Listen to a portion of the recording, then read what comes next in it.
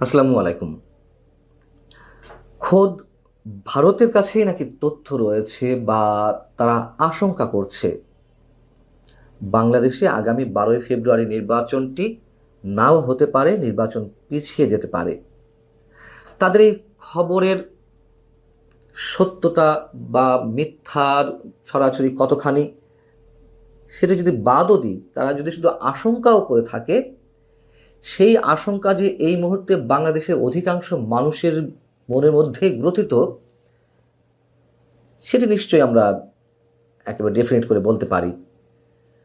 আনন্দবাজার, ভারতের প্রভাবশালী বাংলা দৈনিক আনন্দবাজার একটি এক্সক্লুসিভ রিপোর্ট প্রকাশ করেছে তাদের দাবি অনুযায়ী আনন্দবাজারের প্রিন্ট ভার্সনে। সেই রিপোর্টটি আবার আনন্দবাজার তাদের অনলাইনে তুলে ধরেছে, যদিও সেটি আবার যে আমরা যে কেউ দেখতে পারবো তা নয়। কারণ নির্দিষ্ট একটি অঙ্কের টাকার বিনিময়ে সাবস্ক্রাইব করে তারপর আনন্দবাজারের এক্সক্লুসিভ রিপোর্টগুলো দেখতে হয়। যাই হোক, আনন্দবাজারের এই প্রতিবেদনের শিরোনাম হচ্ছে নির্বিঘ্নে মিটবে কি ভোট সংশয়। এখানে তারা যে আশঙ্কা করছে দুটি বিষয় এর পিছনের কারণ হিসেবে উল্লেখ করা হয়েছে। সেই দুটি বিষয় আবার সাম্প্রতিক সময়ে বাংলাদেশের কোটি কোটি মানুষের মধ্য থেকে উচ্চারিত হচ্ছে। সেই দুটি কারণেই তারা সন্দেহ হিসেবে প্রকাশ করছে। তো এই প্রতিবেদনে বলা হচ্ছে, বাংলাদেশে ভারতের হাই কমিশন ও ডেপুটি হাই কমিশনগুলোতে দায়িত্বরত কূটনীতিক ও অন্য আধিকারিকদের পরিবারের সদস্যদের ফিরিয়ে নেওয়ার সিদ্ধান্তের পর বাংলাদেশের আইন শৃঙ্খলা পরিস্থিতি নিয়ে উদ্বেগ প্রকাশ করেছে সাউথ ব্লক, অর্থাৎ ভারতের পররাষ্ট্র মন্ত্রণালয় সহ গুরুত্বপূর্ণ মন্ত্রণালয়গুলো যেখান থেকে পরিচালিত হয় সেটিকে তারা সাউথ ব্লক বলে। এখানে বলা হচ্ছে, মূলত আইন শৃঙ্খলা পরিস্থিতির অবনতির কারণে ভারতীয় কূটনীতিকদের ফিরিয়ে নেওয়ার পর বাংলাদেশের অন্তর্বর্তীকালীন সরকারের মহল থেকে দাবি করা হয়েছে ঢাকায় পরিস্থিতি স্বাভাবিকই রয়েছে। যদিও ভারতও বাংলাদেশের কূটনীতিকরা সেখানে যেভাবে রয়েছে সেভাবে তারা দাবি করে। তো এই বিষয়ে দ্বিমত পোষণ করছে নয়াদিল্লি। ডক্টর ইউনূস সরকার আইন শৃঙ্খলা পরিস্থিতি নিয়ে যে দাবিটি করেছে সেইখান থেকে বাংলাদেশে নির্ধারিত সময়ে নির্বাচন হবে কিনা তা নিয়েও সংশয়ে সাউথ ব্লক। সূত্রে খবর, কূটনীতিকদের পরিবারকে ফিরিয়ে আনার সিদ্ধান্ত আগে থেকেই নেওয়া হয়েছিল, প্রক্রিয়া চলছিলই। মূলত চট্টগ্রামে মিশনে হামলার পরই নিরাপত্তার ঝুঁকি আর নিতে চায়নি নয়াদিল্লি।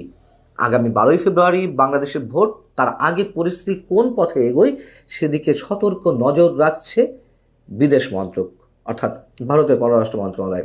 শেষ পর্যন্ত ভোট নির্ধারিত সময়ে হবে কিনা তা নিয়ে উৎকণ্ঠা এখনো রয়েছে। তো ভোট যে হবে না 12ই ফেব্রুয়ারি বা নির্বাচন হবে না, এই যে আশঙ্কা বা তাদের কাছে যে তথ্য রয়েছে তার পেছনে দুটি কারণ তারা উল্লেখ করছে।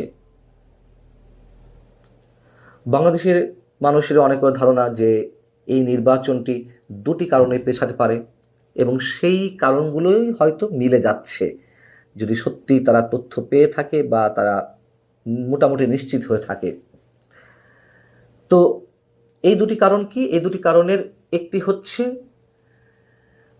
ঘুরে ফিরে সে আইন শৃঙ্খলা পরিস্থিতি ক্রমান্বয়ে খারাপের দিকে যেতে পারে এবং সেটিকে অজুহাত হিসেবে দাঁড় করিয়ে বা বাস্তবতার জায়গা থেকে নির্বাচন যথাসময়ে নাও হতে পারে। এবং যেই কথাটি আমি গত 1 বছর ধরে বলে আসছি প্রিয় দর্শক আপনাদের সামনে, যে এমন কোনো সিচুয়েশন তৈরি হতে পারে বা তৈরি করতে পারে যে কোনো একটি বিশেষ গোষ্ঠী যাতে নির্বাচন পিছানোর জন্য একটা অজুহাত দাঁড় করানো যায়।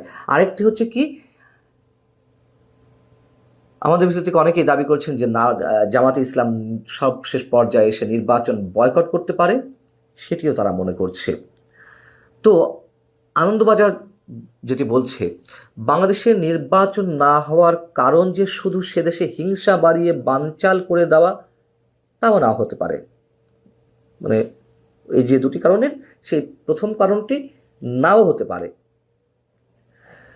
দ্বিতীয় কারণের জায়গা হিসেবে বলা হচ্ছে রাজনৈতিক মহলের একটি সূত্র বলছে জামায়াতে ইসলামী এখনো পর্যন্ত নিশ্চিত হতে পারছে না সম্মানজনক আসন পাবে কিনা। আওয়ামী লীগ নেই, দেশে শেখ হাসিনা বিরোধী হাওয়া রয়েছে। এই হাওয়ায় ভর করে যদি বিপুল আসনে জিতে আসে বিএনপি, তাহলে জামাত পাবে নামমাত্র আসন। দীর্ঘমেয়াদী রাজনীতিতে তাদের গৌণ হয়ে যাওয়ার আশঙ্কা রয়েছে। মানে বাংলাদেশ স্বাধীন হওয়ার পর এমন রমরমা অবস্থায় তো জামাত আর কখনো ছিল না, এটা তো সত্য কথা। মনে হচ্ছে তারাই দেশ স্বাধীন করে নিয়েছে, তারাই রাজত্ব করছে, তারা যা বলবে তাই হবে। বিষয়টা তো এরকমই দাঁড়িয়ে গেছে। তো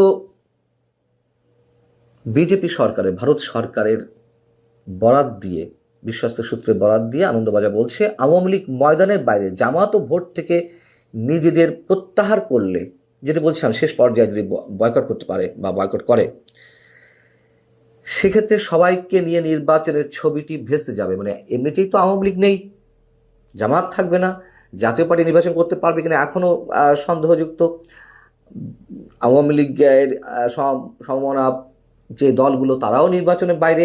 তো এই জায়গায় এক বিএনপি আর ছোটোখাটো দুই একটা দল নিয়ে আসলে সেই নির্বাচন হলে অবশ্যই আন্তর্জাতিকভাবে প্রশ্নের মুখোমুখি হবে, এবং সেই নির্বাচন টিকবে কিনা সেটি তো অনেক বড় প্রশ্ন।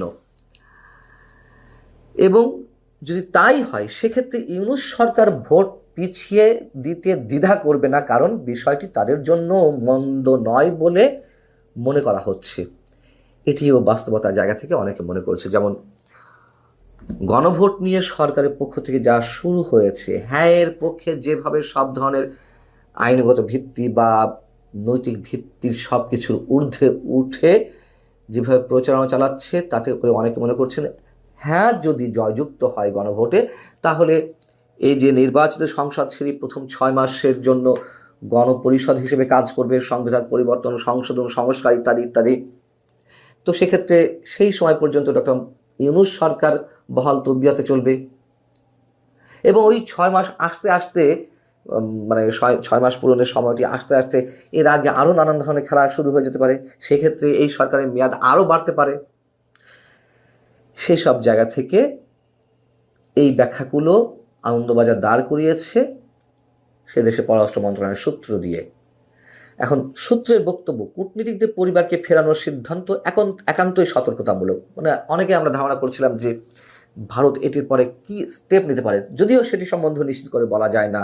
অনেকে অনেক গভীরে গিয়ে অনেক কিছু ধারণা করছিল, কিন্তু সেই সব আসলে আপাতত তারা ওই জায়গাটি স্পর্শ করছে না। আনন্দবাজার বলছে যে গত 2 মাসে 2 ডজনেরও বেশি প্রতিবাদ আন্দোলন ভারতীয় হাই কমিশনের গা ঘেঁষেই হয়েছে। তাছাড়াও 18 ডিসেম্বর চট্টগ্রামে ভারতের ডেপুটি হাই কমিশনের প্রতিবাদকারীরা পাথর ছুঁড়েছে অফিস চত্বরে। কিন্তু অন্যদিকে নয়াদিল্লিতে প্রতিবাদকারীরা বাংলাদেশ হাই কমিশনের থেকে 500 মিটার দূরে ছিল, একজনও কাছে আসতে পারেনি। কিন্তু আমরা তো জানি যে আমাদের কূটনীতিকরা বা আমাদের সরকারের পক্ষ থেকে যে দাবি করা হচ্ছে, ভারতে নয়াদিল্লিতে বাংলাদেশ হাই কমিশনের যারা রয়েছেন তারা যথেষ্ট নিরাপত্তার মধ্যে ছিল। সেখানকার প্রতিবাদকারীরা নাকি বাংলাদেশ হাই কমিশনের চৌহদ্দি পেরিয়ে তারা ভিতরে গিয়ে ভাঙচুর করার চেষ্টা করেছে। যাই হোক, নয়াদিল্লির বক্তব্য এখানে তুলে ধরা হয়েছে। বলা হচ্ছে যে বহুদিন ধরেই বাংলাদেশ হাই কমিশনের রাস্তা দুদিক থেকেই বন্ধ রয়েছে, পুলিশ প্রহরা, গণ্ডগোলের আশঙ্কায় বাড়ানো হয়েছে নিরাপত্তা। সব মিলিয়ে ভারতের পরিস্থিতির সঙ্গে বাংলাদেশের পরিস্থিতির তুলনায় চলে না।